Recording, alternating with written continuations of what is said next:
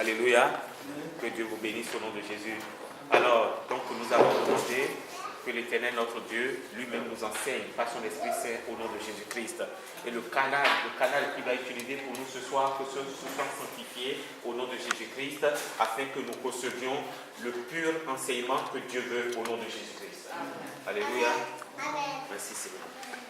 Alléluia. Amen. Je voudrais avant toute chose vous adresser ma salutation. Fraternel dans le Seigneur. Bonsoir, mes bien-aimés dans le Seigneur. Soyez tous bénis. Amen. Je pense que la journée a été agréable pour chacun et chacune. Si même cela n'était pas ce que vous avez souhaité, mais plus ou moins le Seigneur vous a accordé la grâce. Soyez bénis. Amen. Donc je voudrais que au moins chacun salue celle ou celui qui est à côté de lui et lui demande comment il a pu passer la journée. C'est ça que nous sommes. Alléluia. Ça va? Oui, la journée a été belle. Oui, ça a été belle. C'est une salutation fraternelle. Fraternelle. Chaque année. Amen.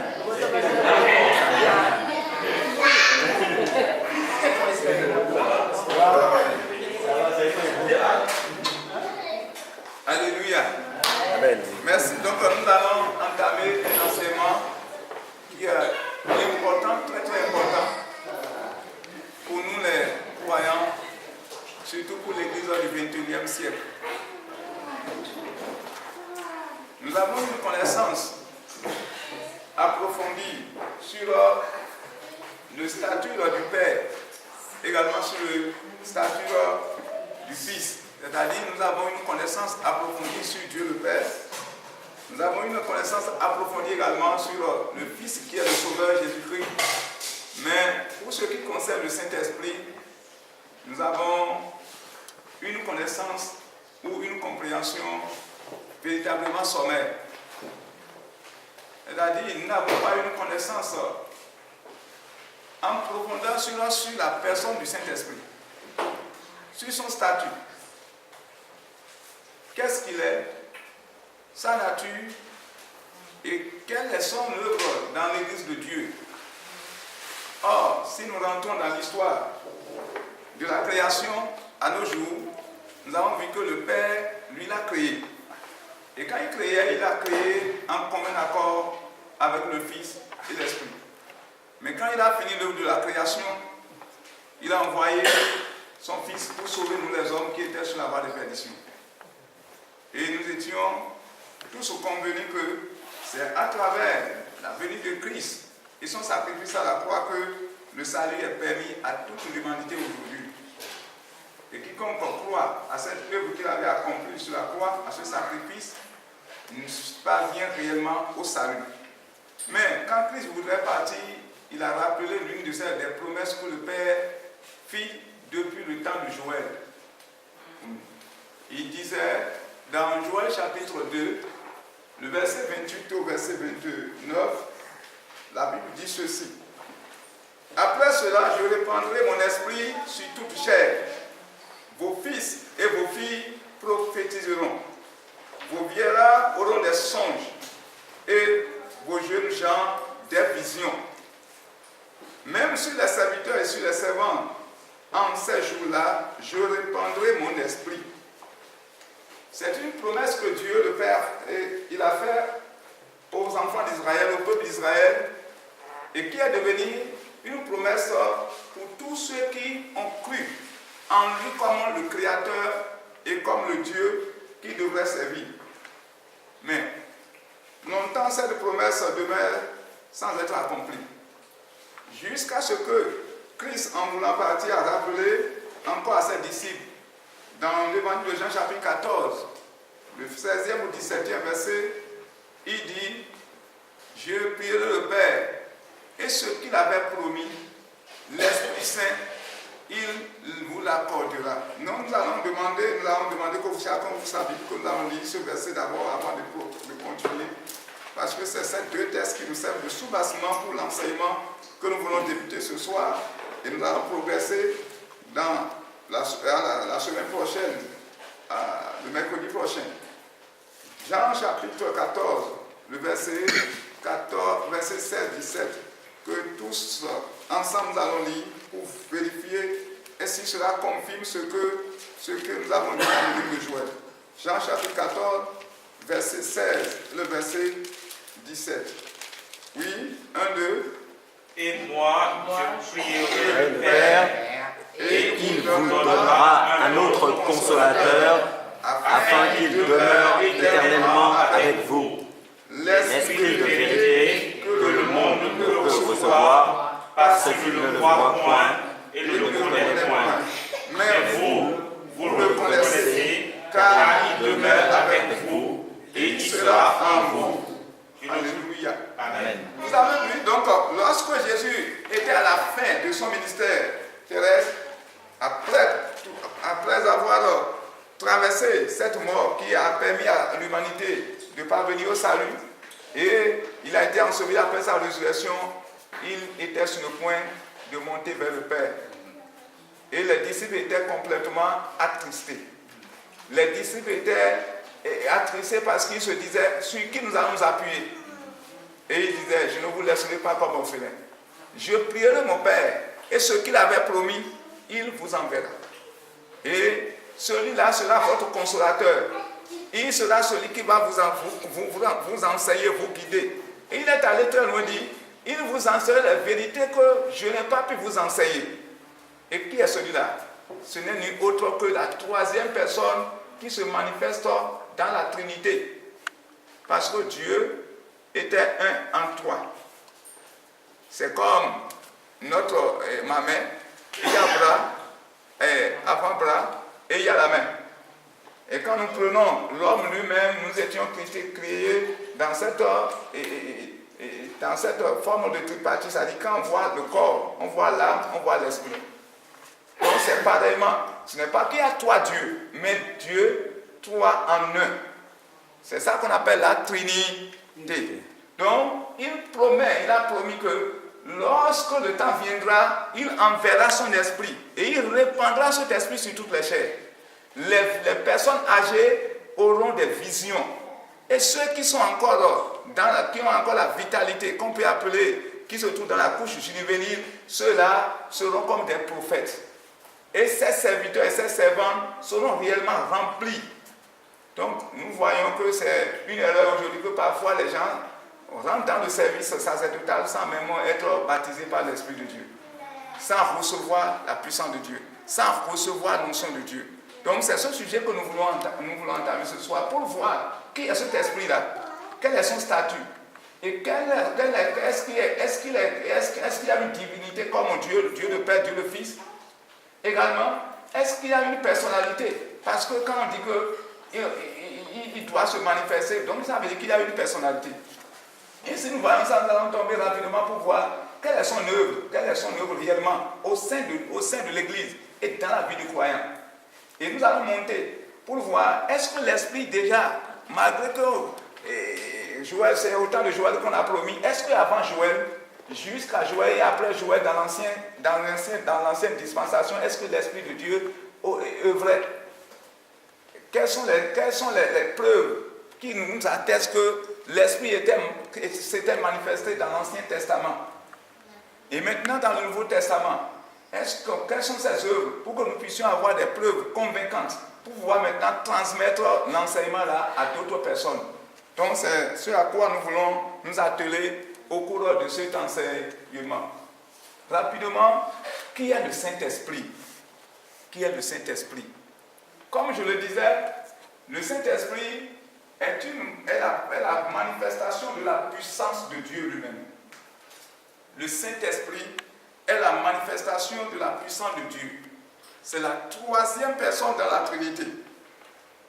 Donc, le Saint-Esprit est la manifestation de la puissance de Dieu.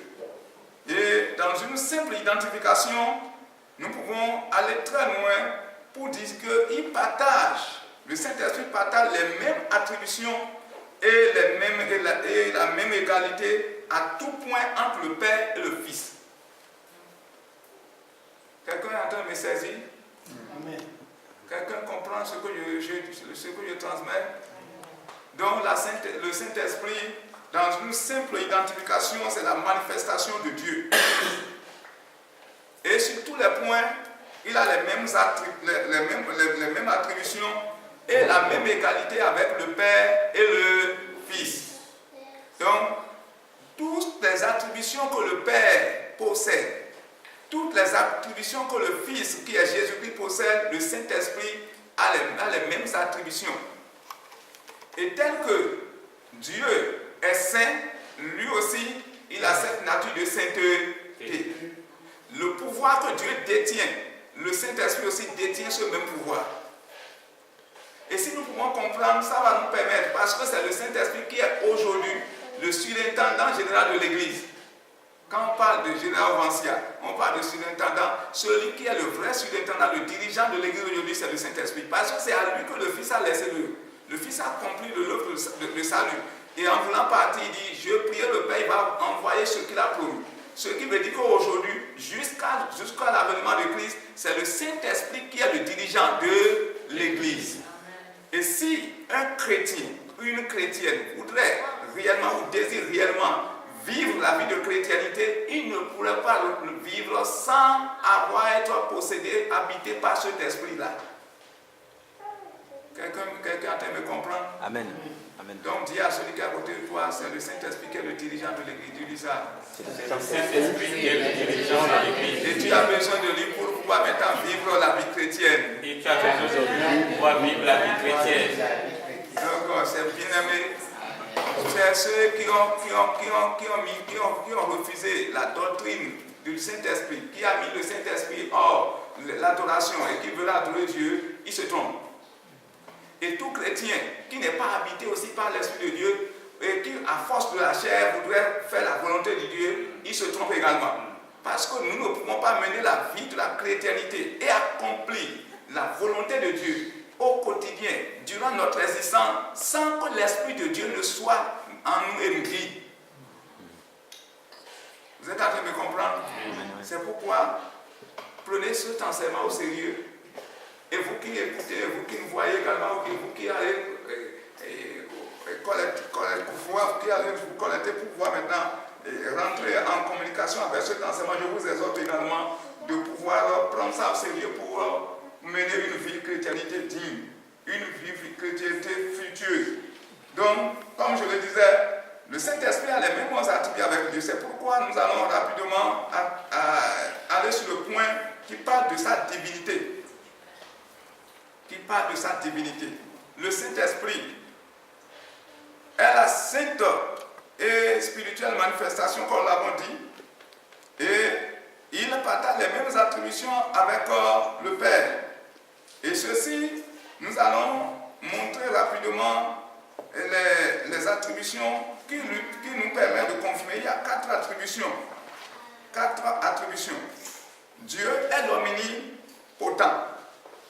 Dieu est l'omnipotent. Quand nous prenons Dieu, il est un Dieu le tout-puissant, frère vous. Il est un Dieu qui détient, qui a la puissance, qui est au-dessus de tout. Et on dit Dieu l'omnipotent, l'omniprésent, l'omniscient, l'omniscient. Tous ces 4 attributions, le Saint-Esprit possède également. Quelqu'un est en train de m'écouter? Amen. Parce que le Saint-Esprit, Dieu est le Dieu de l'univers. David est allé dire, où je me cacherai, où irai-je et je ne serai pas devant toi. Où irai-je? Donc David, dans Psaume 139, il disait, est-ce qu'il peut aller se cacher et le Dieu ne pouvait pas le voir? Donc il ne pouvait pas se cacher quelque part. Donc il dit, dans le creux de rocher, tu vois là. Dans la mer, tu vois là. Là où je suis, tu es présent. Ça veut dire que tu es l'omniprésent. Tel que Dieu est l'omniprésent, c'est ainsi que le Saint-Esprit aussi possède ces mêmes attributions. N'importe où l'homme désire aller se cacher, le Saint-Esprit le voit. Et tel que Dieu couvre l'univers, c'est ainsi que l'Esprit de Dieu aussi couvre l'univers. Donc, il est l'omniprésent comme le Père est l'omniprésent. Il est l'omniprésent comme le Fils est l'omniprésent. Ça fait la toute première attribution que le Saint-Esprit a d'égalité avec le Père, pour prouver qu'il est divin. Deuxième attribution, il est l'omnipotent comme Dieu lui-même, il est l'omnipotent. Donc sa puissance est au-dessus de tout. Quand nous parlons de la supériorité de la puissance, nul n'est au-dessus de Dieu en matière de puissance. Les gens se disent qu'il y a des dieux, selon eux, c'est vrai, mais aucun de ces dieux que les gens prétendent adorer ne possède une puissance qui est au-dessus de Dieu que nous servons. Le Dieu vivant que nous servons, c'est sa puissance qui est suprême, qui est au-dessus de tout. C'est pourquoi nous n'allons pas avoir peur de ceux-là qui parfois promettent de nous faire du mal, nous tuer, nous détruire en tant que pour nous intimider, parce qu'il ne détient aucune puissance qui est au-dessus de Dieu que nous adorons. Notre Dieu que nous adorons, sa puissance est au-dessus de toutes les autres puissances du monde.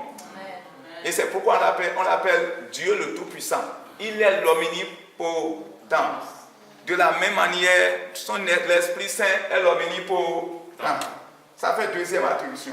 Donc, je voudrais dire à quelqu'un d'avoir cette assurance que le Dieu que vous servez, que tu sers ou nous servons, n'est pas un Dieu dont la puissance est inférieure à la puissance de la magie. Sa puissance n'est pas inférieure à la puissance des dieux fabriqués par les hommes. Et sa puissance n'est pas inférieure à la puissance des déesses. Sa puissance n'est pas inférieure à la puissance des esprits que les gens craignent. Dans cette crainte, ils aillent en enquête de sécurité, ils aillent conclure des alliances ou nouer des pactes. Donc le Dieu que nous servons, c'est lui qui détient le pouvoir qui est au-dessus de tout, la puissance qui est au-dessus de tout. Donc tel qu'il est l'omnipotent, le Saint-Esprit est également l'omnipotent. Troisième chose qui prouve la divinité du Saint-Esprit, le Saint-Esprit est l'omniscient. Je vais dire quelques passages pour confirmer rapidement que Actes chapitre 10, verset 38. Actes des Apôtres chapitre 10, verset 38. Actes des Apôtres chapitre 10, verset 38. Oui. Actes des Apôtres chapitre 10, verset 38, que je dis ceci. Vous savez comment Dieu a oint du Saint-Esprit et de force Jésus de Nazareth, qui allait de lieu en lieu, faisant du bien, guérissant tous ceux qui étaient malades sous l'empire du diable, car Dieu était avec lui. Alléluia. Amen. Alléluia. Amen. Alléluia. Amen. Donc, ceci veut dire que le Père est l'omnipotent, le Fils est l'omnipotent. Mais je voudrais lire un second verset dans le chapitre 1 que vous connaissez très bien, le verset 35. Lorsque c'est Jésus qui était puissant et qui allait de lieu en lieu guérissait, lorsqu'on voudrait le concevoir selon le plan de Dieu, c'est l'ange parlait, dit que le Saint-Esprit survenant sur toi. Il s'adressait à Marie, la jeune fille. Marie qui disait, je n'ai jamais connu de l'homme. Comment je peux devenir enceinte pour enfanter un tel fils? Et il dit, le Saint-Esprit va survenir sur toi. Dans le Luc chapitre 1, verset 35. Luc 1, verset 35. Est-ce que quelqu'un ou quelqu'une est prêt pour me lire rapidement ça? Luc 1, verset 35. Pour confirmer que c'est Jésus qui est né et qui allait avec de lieu en lieu, avec une puissance, en guérissant les malades, s'il a été conçu sous l'impulsion du Saint-Esprit. L'ange 1, 35. Le Saint-Esprit viendra sur toi et la puissance du Très-Haut te couvrira de son nom. Amen. Donc le Saint-Esprit se viendra sur toi et la puissance du Très-Haut te couvrira de son nom. Donc, au temps de la conception, au moment où Jésus a pris la forme humaine pour rentrer dans le sein de cette fille vierge, selon la prophétie qui a été faite, l'ange, quand il s'adressait à Marie, Marie dit, mais comment cela serait possible? Mais je n'ai jamais connu, je suis vierge, je n'ai jamais connu de l'homme. Il dit, non, ne t'en fais pas, le Saint-Esprit va survenir sur toi. Et l'Éternel te couvrira de son nom. Et aussitôt que l'ange finissait de parler, la Bible dit que son ventre remuait et elle a senti que quelque chose est rentré en elle. Donc Jésus n'était pas un enfant, un contact, le produit de contact de 2 hommes. Nous sommes le produit de contact de 2 hommes, d'une femme et d'un homme. Mais lui, il a été conçu par le Saint-Esprit. Donc c'est pourquoi nous disons que le Saint-Esprit avait les mêmes attributs comme le Père, comme le Fils. Donc si Jésus qui était conçu par le biais du Saint-Esprit était puissant et a démontré la puissance, celui par qui il a été conçu aussi est puissant. Alléluia. Amen. Alléluia. Amen. Donc, me suivez? Amen. Donc, c'est pourquoi nous disons qu'il est l'omnipotent. Pour confirmer son omniprésence, vous allez, pour ceux qui prennent note, vous pouvez noter le Psaume 139, versets 7 à 10. C'est là où David dit où il peut aller se cacher.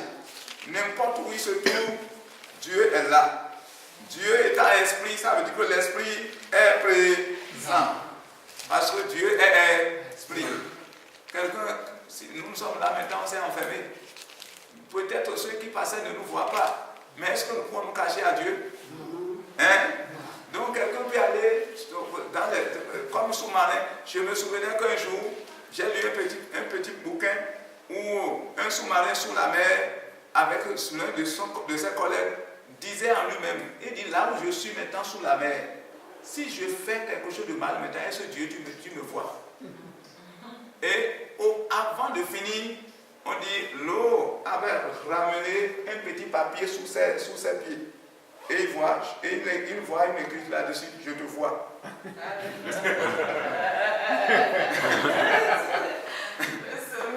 Et il a pris peur. Parce qu'il disait en lui-même, là où je suis maintenant sous la mer, avec mon collègue, si je lui fais du mal maintenant, Dieu est sûr que Dieu me voit. Et en quelques minutes, il a vu l'eau ramener un bout de papier sous ses pieds.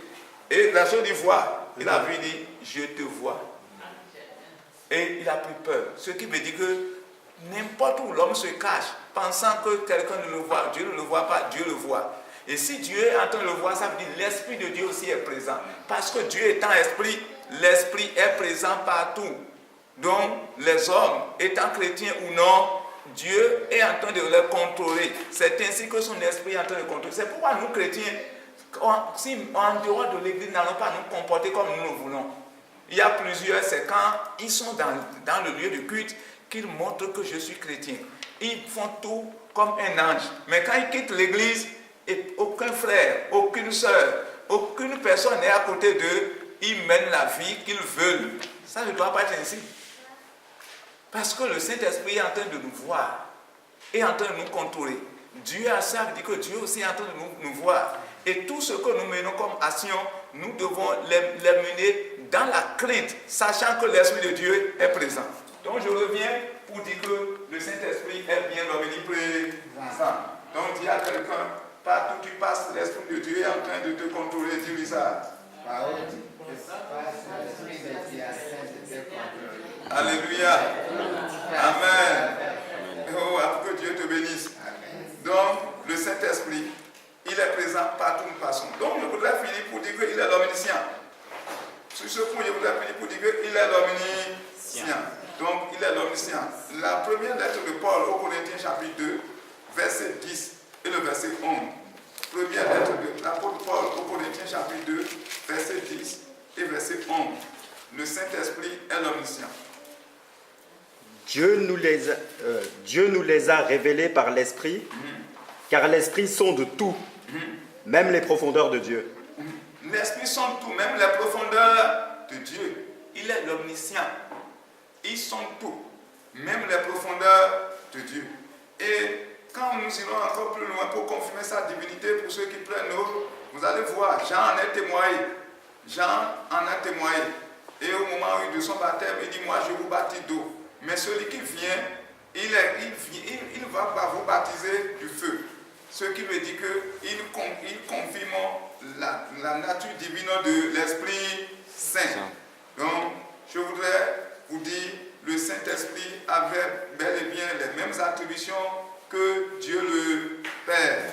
Donc, quels sont ses offices? Je voudrais citer rapidement quelques offices. Dans sa nature divine, le Saint-Esprit a quelques offices que je voudrais vous amener à les comprendre rapidement.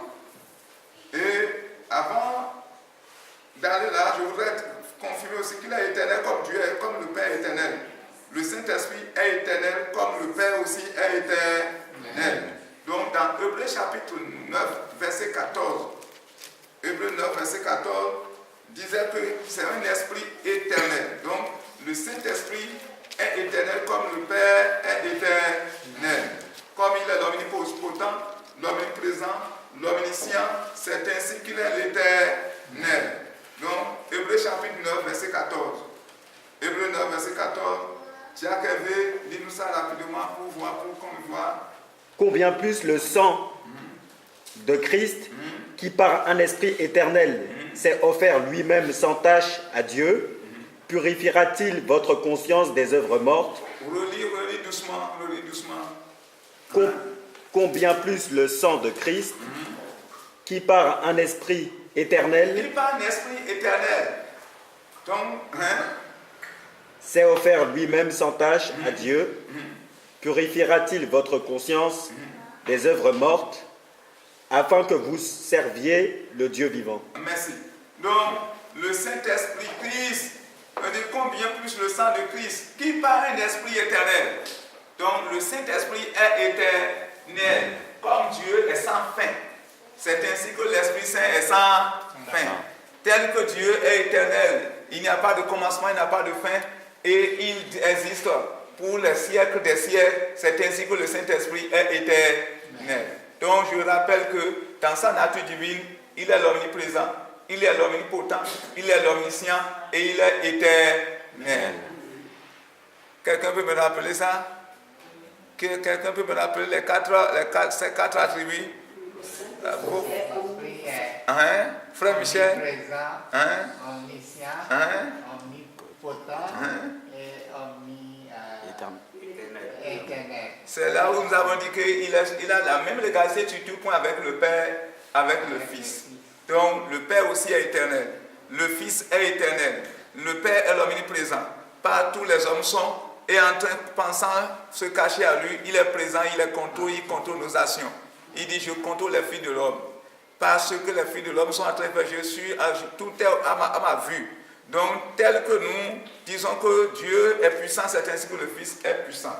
Donc, ce qui me dit que s'il a cette nature, quels sont ses offices divins? Il faut que vous connaissiez avant qu'on aille en avant. Donc, quels sont ses offices divins? Donc, le Saint-Esprit a quelques offices divins que nous pouvons rapidement vous amener à comprendre, afin que quand vous serez en train d'enseigner ou de reméditer sur la personne du Saint-Esprit, sur son statut, vous puissiez être en mesure de définir de manière claire ce que le Saint-Esprit fait, comme Dieu aussi en a des offices. Premièrement, quels sont ces offices? Je voudrais citer 6 offices du Saint-Esprit. Premièrement, le Saint-Esprit est l'auteur de la nouvelle naissance. Le Saint-Esprit est l'auteur de la nouvelle naissance. Donc, j'ai mis un peu de grand art sur la grande art, je dis les offices du Saint-Esprit. Le Saint-Esprit, ses offices divins. Le Saint-Esprit, ses offices divins. Il est l'auteur de la nouvelle naissance. Dans l'évangile de Jean, chapitre 3, versets 3 à 5, Jésus échangeait avec Nicodème qui a déjà âgé de 50 ans. Il était un écrivain de la loi. Il était parmi les scribes. Les scribes, c'était les écrivains de la loi. Et il maîtrisait la loi. Il l'enseignait parfois même à des gens. Mais lui-même avait un problème dans sa vie. Son problème, c'est qu'il n'est pas encore né de nouveau. Et quand Jésus prêchait dans l'un de ses sermons, il dit, celui qui n'est pas né de nouveau ne pouvait pas voir le royaume des cieux. Il était touché. Étant touché, il s'est approché pour dire, mais comment l'homme peut naître de nouveau si on est déjà si grand, âgé, adulte comme moi? Et Jésus dit non, ce n'est pas par la voie par laquelle les hommes ou les femmes arrivent à mettre l'enfant au monde. Mais cette nouvelle naissance, ça doit se produire par l'Esprit Saint. Alléluia. Il dit tel que l'on ne sait d'où vient le vent, où le vent s'achève, c'est ainsi que cette nouvelle naissance, personne ne s'aura la capacité sur le plan humain de pouvoir définir. Ce n'est pas l'esprit que ça se produit. Donc, dans les offices divins que le Saint-Esprit, dans sa nature divine, opère, il est l'auteur de la nouvelle naissance. Personne ne peut naître de nouveau si le Saint-Esprit ne l'habite et l'amène à changer de nature, à changer de comportement, à changer de direction de vie, à changer son système de vivre également. Donc c'est pourquoi quiconque refuse de s'abandonner à l'Esprit Saint ne pourrait jamais parvenir à une réelle nouvelle naissance. Vous allez voir que les gens sautent, les gens crient, ils font même des décennies dans l'église sans pouvoir changer. Parce qu'ils n'ont pas abandonné leur vie à l'Esprit Saint. S'ils n'abandonnent pas dans leur vie à l'Esprit Saint, il nous serait impossible de changer nos caractères, de changer nos attitudes. Parce que la régénération, c'est le Saint-Esprit qui le produit en soi. Quelqu'un a m'écouter? Amen. Que cette personne soit bénie. Amen. Je dis que cette personne soit bénie. Amen. Donc dans ses offices divins, c'est lui qui est l'auteur de la nouvelle naissance.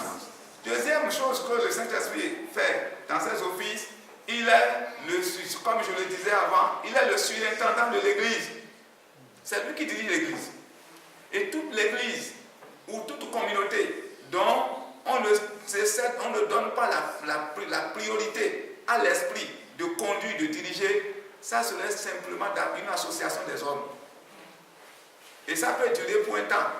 Et après un temps, ils vont se disperser. Mais quand le Saint-Esprit, on lui donne la priorité, on lui cède la place, et il règne, il conduit, il dirige, vous allez voir que cette communauté va demeurer jusqu'à l'avènement de l'Église. Je bénis le Seigneur que la communauté à laquelle nous appartenons, qui est l'une des branches de l'Église universelle, a connu cela. Et dans les croyances fondamentales, les 23 croyances fondamentales de la mission à foi, ils ont cru au Saint-Esprit. Ils ont accepté les dons de l'Esprit. Ils ont accepté les fruits de l'Esprit. Ce qui veut dire qu'ils ont fait de l'Esprit le conducteur, le dirigeant de l'Église. Et nos leaders sont des co-dirigeants.